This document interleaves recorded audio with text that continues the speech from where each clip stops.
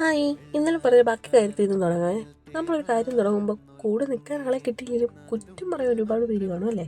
എല്ലാ ആൾക്കാരും ഇല്ല, ചുരുക്കം ചില ആൾക്കാർ.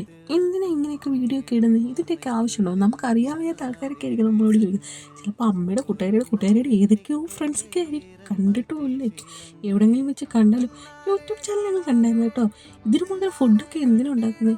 ഇതൊക്കെ ഉണ്ടാക്കി കഴിക്കുന്നുണ്ട് ഇങ്ങനെ തടിക്കുന്നത്. അന്നൊന്ന് കുറഞ്ഞാൽ ഭയങ്കര അസുഖമായിരിക്കും. ഇത്രയും ഫുഡ് കഴിച്ചാൽ എങ്ങനെ അസുഖം വരാതിരിക്കും? അല്ലെങ്കിൽ മനപ്രയാസമായിരിക്കും. വീട്ടിലെന്തെങ്കിലും പ്രശ്നമുണ്ടോ? ഇതൊക്കെയാണ് എല്ലാവർക്കും അറിയേണ്ടത്. പറയുന്ന ആൾക്കാരുടെയൊക്കെ വീട്ടിലെ ആൾക്കാരൊക്കെ തടിച്ച് ഗുമ്മെന്നും പറഞ്ഞിരിക്കുന്ന, വെളിയിൽ നിന്ന് ഫുഡൊക്കെ മേടിച്ച് കഴിച്ചാൽ പിന്നെ തടിക്കായിരിക്കും. നമ്മുടെ വീട്ടിൽ തന്നെ ഉണ്ടാക്കി കഴിക്കുമ്പോൾ അതിന് കുറ്റം.